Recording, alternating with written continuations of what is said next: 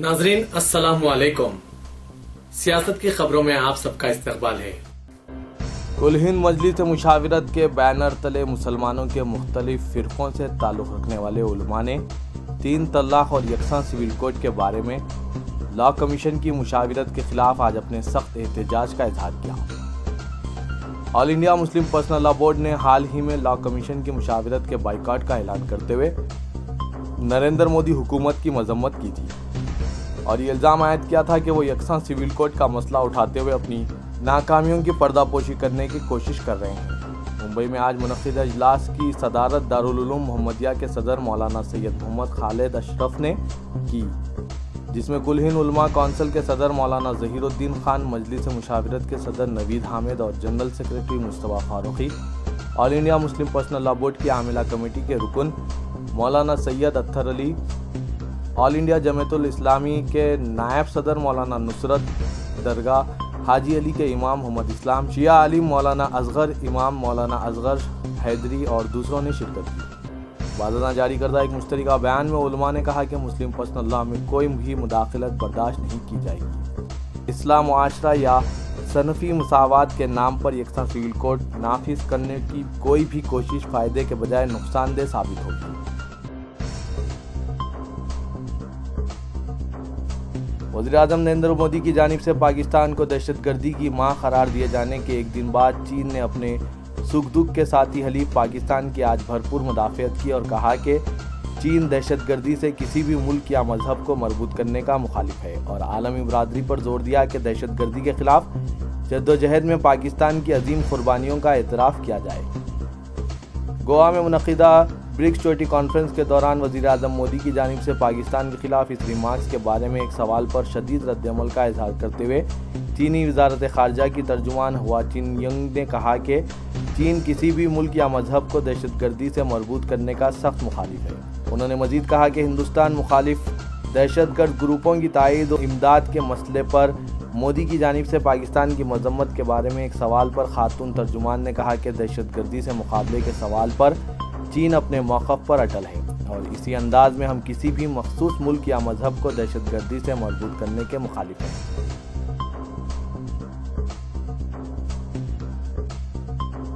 जम्मू कश्मीर के साबिक़ chief minister Omar Abdullah ने आज कहा कि अमेरिका में इनकी आमद पर इन्हें फिर एक मरतबा बेतरतीब और गैर मुनज़्ज़म अंदाज में ज़मनी तलाश का निशाना बनाया गया, जिसके नतीजे में एयरपोर्ट पर 2 घंटे ज़ाया करना पड़ा। उमर अब्दुल्ला ने सिलसिलेवार ट्वीट्स में तलाशियों के दौरान की गई बदनज़मी और लाउबालीपन पर अफसोस व मायूसी का इजहार किया और कहा कि ये इंतहाई थका देने वाला अमल बन गया है। उमर अब्दुल्ला ने ट्वीट किया कि अमेरिका में आमद पर मज़ीद एक बेतरतीब व बेहंगम सानवी इमिग्रेशन तलाशी हुई, जो 3 दौरों के दौरान तीसरी तलाशी भी थी।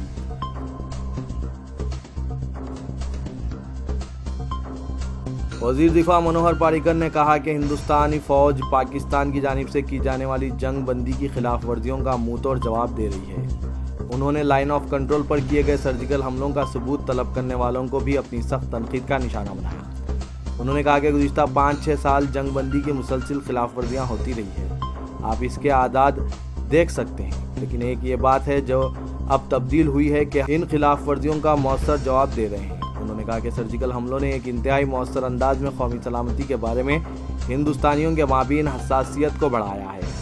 पारिकर ने किसी का नाम लिए बगैर कहा कि हमलों के पहले दिन से आज तक चंद सियासतदानों ने इनके सबूत तलब कर रहे हैं, लेकिन हिंदुस्तानी फ़ौज जब कुछ कहती है तो हमें इस पर यकीन करना चाहिए।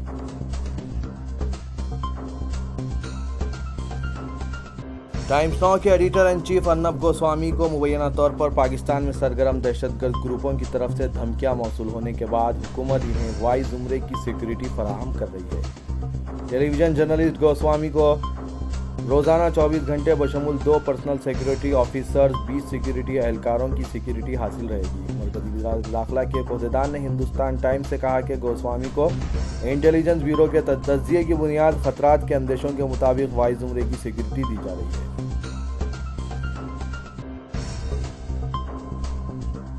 तलाक़ सलासा और लॉ कमीशन ऑफ इंडिया के सवालनामे पर all India Muslim Personal Law board का मौक़िफ़ दीन और दस्तूर हिंद के ऐन मुताबिक है। जनाब जाहिद अली खान, एडिटर रोज़नामा सियासत, ने all India Muslim Personal Law board के मौक़िफ़ की हिमायत करते हुए कहा कि मोदी हुकूमत की जानिब से طلاق ثلاثہ اور تعداد ازدواج جیسے مسائل کے ذریعے شریعت میں مداخلت کی کوشش کی جا رہی ہے۔ انہوں نے کہا کہ مسلمان اس ملک کے دستور کا احترام کرتا ہے کیونکہ دستور ہند نے انہیں اپنے مذہب کے قوانین کے مطابق عمل کرنے اور زندگی گزارنے کا مکمل اختیار دیا ہے۔ شریعت محمدی صلی اللہ علیہ وسلم میں ترمیم یا ایک حرف کی تبدیلی کی کوئی گنجائش نہیں ہے۔ انہوں نے طلاق ثلاثہ پر اٹھائے جانے والے سوالات پر رد عمل کا اظہار کرتے ہوئے کہا کہ طلاق ثلاثہ یا ایک نشست میں طلاق دیے جانے پر طلاق کا واقع ہونا یا نہ ہونا یہ ایک فقہی مسئلہ ہے اور اس پر علماء اکرام کی رائے موجود ہے۔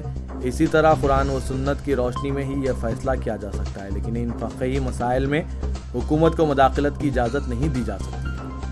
ایڈیٹر سیاست نے کہا کہ حکومت اور کابینی وزراء کی جانب سے بار بار یہ کہا جانا کہ ذمہ دار مسلم تنظیمیں اور قائدین مشاورت کے عمل کا حصہ بنیں اور اپنے شبہات یا موقف کو پیش کریں، اس بات کی دلالت کرتا ہے کہ حکومت کی نیت یکساں سول کوڈ کے نفاذ کے لیے راہ ہموار کرنا ہے۔ اسی لیے لاء کمیشن آف انڈیا کے سوال نامے کا جواب دینا یا مشاورتی عمل کا حصہ بننا مستقبل میں خطرناک ثابت ہو سکتا ہے۔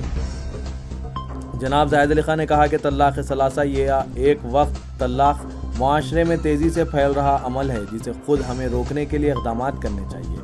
یہ کام امت مسلمہ کے ذمہ داروں کا ہے کہ وہ امت میں صبر اور اتباع سنت کے رجحان میں اضافے کے لیے عملی خدمات انجام دیں۔ انہوں نے بتایا کہ طلاق ایک ایسا عمل ہے جس کا صرف ایک خاتون پر نہیں بلکہ کئی زندگیوں پر منفی اثر پڑتا ہے۔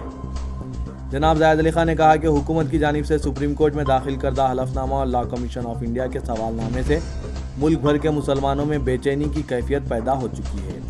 اس بے اطمینانی کے خاتمے کے لیے حکومت پر سپریم کورٹ میں داخل کردہ حلف نامے سے دستبرداری اور لاء کمیشن آف انڈیا پر جاری کردہ سوال نامے سے دستبرداری کے لیے عوامی دباؤ ڈالنا ضروری ہے۔ ایڈیٹر سیاست نے all India Muslim personal law board کی دستخطی مہم میں حصہ لینے کی اپیل کرتے ہوئے کہا کہ امت مسلمہ پرسنل لاء بورڈ کے موقف کی حمایت کرتے ہوئے لاء کمیشن آف انڈیا کے سوال نامے کو مسترد کریں۔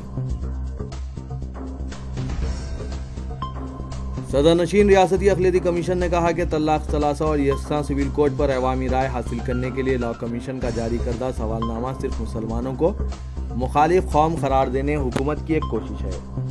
عابد رسول خان نے جو آندھرا پردیش و تلنگانہ اقلیتی کمیشن کے صدر نشین نے کہا کہ حکومت ایک ایسا ماحول تیار کرنے کی کوشش کر رہی ہے جہاں مسلم طبقہ برہم ہو جائے اور ایسا کچھ کر جائے جو پسندیدہ نہیں۔ اس کے جواب میں مسلمانوں کو پھر مخالف قوم قرار دینے کا موقع مل جائے گا۔ یہ کہا جائے گا کہ مسلمان ہندوستان کے دستور پر عمل نہیں کر رہے ہیں۔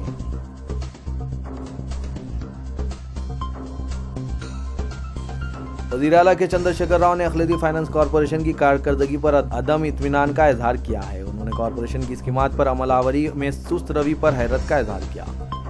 موثوق ذرائع نے بتایا کہ وزیر اعلیٰ نے اعلیٰ عہدیداروں کے ساتھ اقلیتی اداروں کی کارکردگی کا جائزہ لیتے ہوئے اقلیتی فائنانس کارپوریشن کی اسکیمات کے بارے میں معلومات حاصل کی۔ جاریہ مالیاتی سال کارپوریشن سے اسکیمات کی عمل آوری کا سلسلہ عملاً ٹھپ ہو چکا ہے۔ ابھی تک ایک اسکیم پر بھی عمل آوری کا آغاز نہیں کیا گیا۔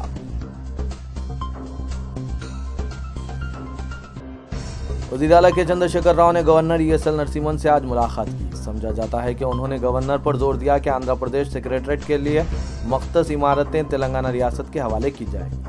وزیر اعلیٰ کے چندر شیکھر راؤ موجودہ احاطے میں نئی سیکریٹریٹ عمارت تعمیر کرنے کا منصوبہ رکھتے ہیں۔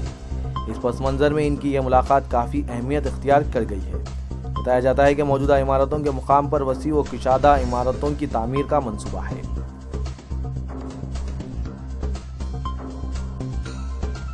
دونوں شہروں حیدرآباد و سکندرآباد میں ایک مرتبہ پھر وبائی امراض، سردی، کھانسی، زکام، بخار وغیرہ تیزی سے پھیلنے لگے ہیں۔ شہر میں اچانک رات کے وقت درجہ حرارت میں آ رہی گراوٹ کے سبب سردی محسوس ہونے لگی ہے اور بچوں پر اس موسم کی تبدیلی کے اثرات نمایاں ہونے لگے ہیں۔